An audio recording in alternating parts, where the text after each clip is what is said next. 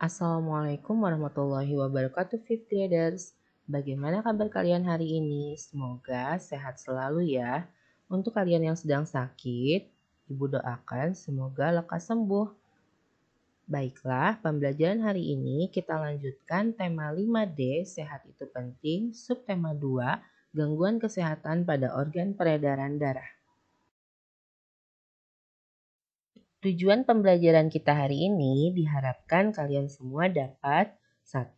Menjelaskan tentang keputusan bersama, musyawarah, dan voting. 2. Menjelaskan proses pemilihan ketua RT RW melalui video yang disajikan.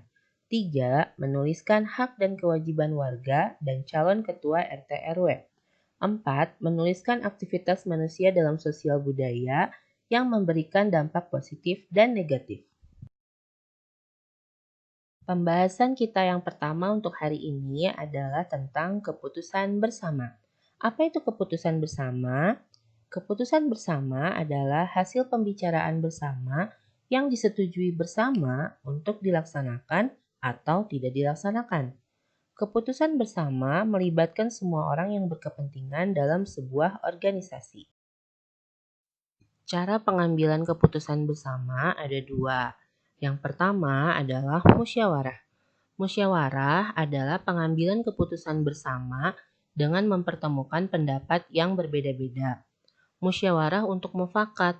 Mufakat artinya berkesepakatan untuk melaksanakan hasil keputusan bersama. Asas musyawarah yang digunakan adalah kekeluargaan dan gotong royong. Musyawarah sendiri merupakan pengamalan Pancasila, sila keempat. Adapun cara bermusyawarah yang baik yaitu bicaralah dengan sopan. Yang kedua, setiap akan bicara hendaknya diawali dengan meminta izin. 3. Menghargai pendapat orang lain. 4. Tidak memaksakan kehendak sendiri. 5. Menerima hasil kesepakatan dengan lapang dada. 6. Penerapan hasil rapat dengan penuh tanggung jawab.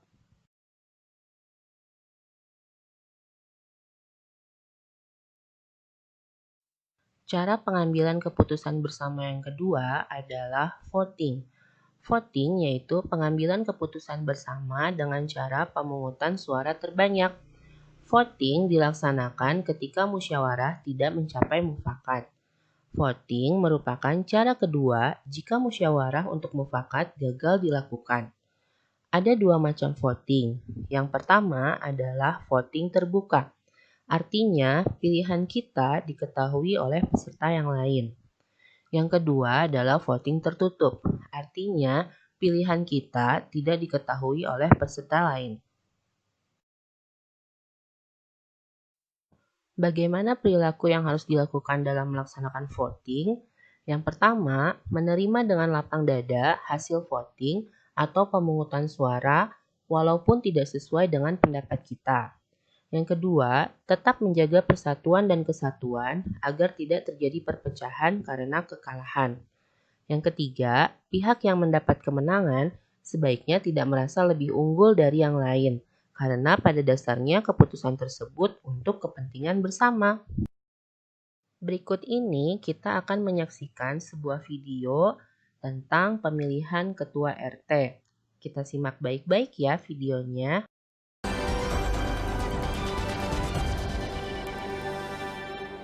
Pemirsa dan juga Taufik, ini pemilu legislatif dan juga presiden akan digelar 17 April mendatang. Siap-siap jadi ya. Namun warga di Depok, Jawa Barat justru sudah curi start nih. Mereka menggelar pemilihan umum, tapi pemilihan umumnya dilakukan untuk memilih ketua RT. Iya, Lia. Meski begitu, panitia menggelar pemilihan ketua RT ini dengan rasa pemilu. Jadi mulai dari kotak suara, kemudian surat suara, hingga proses kampanye dan perhitungan suara dilakukan serupa dengan pemilu. Bahkan para kandidat pun menggelar debat terbuka. Ada debatnya juga ya. Sementara panitia mengaku pilpret nih, jadi namanya pilpret ya. Atau pemilihan ketua RT digelar sebagai bentuk edukasi politik bagi warga. Bagaimana keseruannya? Kita simak bersama.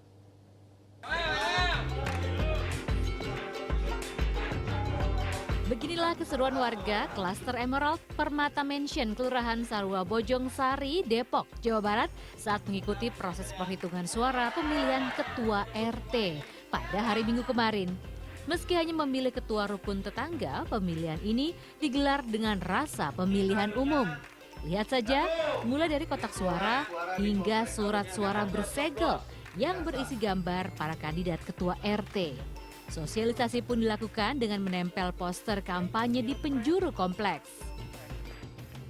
Pemirsa, sepertinya memang masyarakat RT 4 ini sangat niat ya untuk menggelar pilpres, pemilihan pengurus rukun tetangga dengan rasa pilpres. Nah, kalau misalnya lihat ini bisa sampai adanya poster-poster kampanye di tiang-tiang listrik di sekitar lingkungan di sini juga memang niat banget. Nah, kalau pemirsa lihat yang unik dari sini adalah setiap calon ketua RT ini diberikan julukan-julukan yang memiliki filosofi atau memiliki arti seperti padi, singkong, dan juga jagung, di mana padi sendiri menggambarkan atau mengartikan sosok yang berisi namun merunduk, kemudian juga singkong yang mungkin batangnya kecil namun isi umbinya ternyata besar gitu kan, berisi. Dan begitu juga dengan jagung yang memang memiliki arti berisi begitu ya, memiliki gagasan-gagasan penting. Dan memang diharapkan nantinya calon ketua RT siapapun nanti yang terpilih bisa memberikan gagasan, argumen yang berisi untuk masyarakat yang ada di RT 4 sini.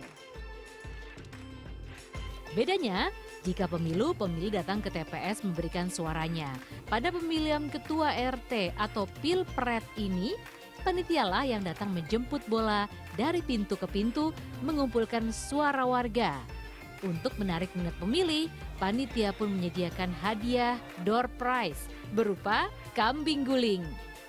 Tanggapannya seru, apalagi tambah lagi udah ada logo-logonya sudah ada di mana-mana, posternya, logo, terus baju-bajunya juga t-shirt bapak-bapak udah heboh. Terus samping lagi sama promosinya gitu. Nanti ada door prize, ada kambing guling. Terus sama ada pemilihan keliling. Kan nggak ada pemilihan keliling door to door, nggak ada di sini. Hanya di RT 4 yang bikin heboh itu di situ gitu. Sebelum pemilihan, warga menyaring para kandidat dengan mengikuti survei. Hasilnya, 3 orang terpilih sebagai calon ketua RT. Serupa dengan proses pemilu, kampanye pun dilakukan para kandidat selama 2 minggu lamanya.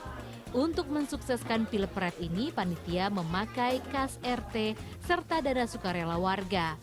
Panitia mengaku menggelar pemilihan ketua RT rasa pemilu sebagai bentuk edukasi politik bagi warga.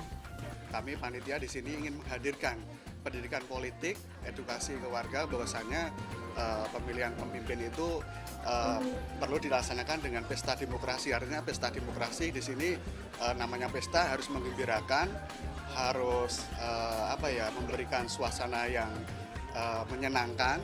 Dukungan dari masyarakat yang sangat luar biasa untuk melakukan pilpres ini. Nah, akhirnya kita juga mau nggak mau harus mau gitu. Nah, di sini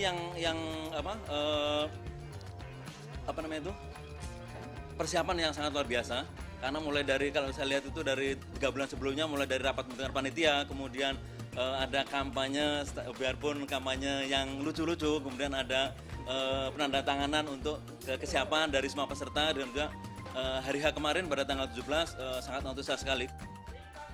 Uniknya lagi tersedia fasilitas bagi ketua RT terpilih guna menunjang pekerjaannya membantu warga. Di antaranya uang pulsa, bebas iuran kebersihan dan keamanan, serta akses internet nirkabel saat ketua RT berkunjung ke rumah warga. Tidak itu saja, sang ketua RT pun diberi fasilitas sepeda sebagai kendaraan dinas. Putri Windasari, Daud Thompson, Ami Febrian, Depok, Jawa Barat.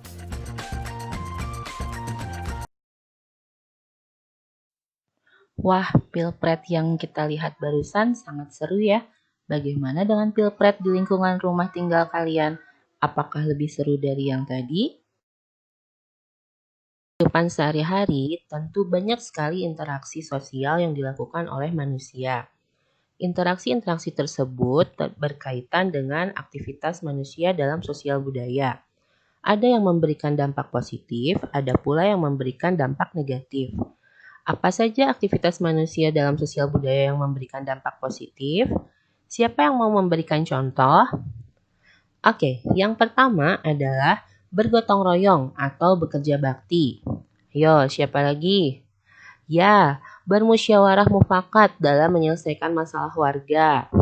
Ada lagi? Betul, olahraga bersama. Ada lagi jawaban lain?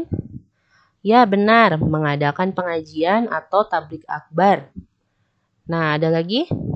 Ya, mengadakan pentas seni atau perlombaan Agustusan. Nah, berikutnya, siapa yang mau memberikan contoh aktivitas manusia dalam sosial budaya yang memberikan dampak negatif?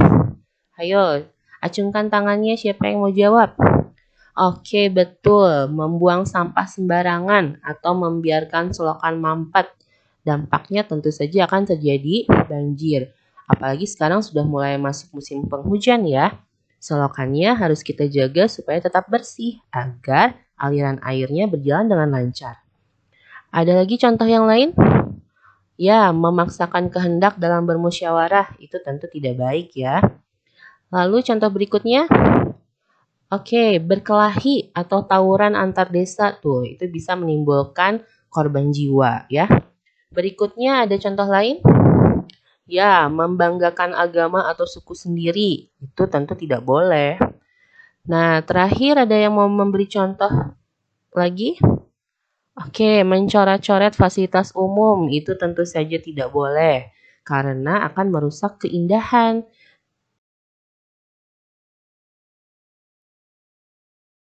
Baiklah, untuk pembelajaran hari ini, Ibu cukupkan sampai di sini dulu. Tadi kita sudah mempelajari tentang musyawarah untuk mufakat, voting, lalu berbagai aktivitas manusia dalam sosial budaya yang dapat memberikan dampak positif dan negatif. Terima kasih atas perhatian kalian hari ini. Tetap sehat, cerdas, semangat. Kita tutup dengan membaca hamdalah bersama-sama. Alhamdulillahirabbil alamin. Sampai bertemu lagi di lain kesempatan. Wassalamualaikum warahmatullahi wabarakatuh.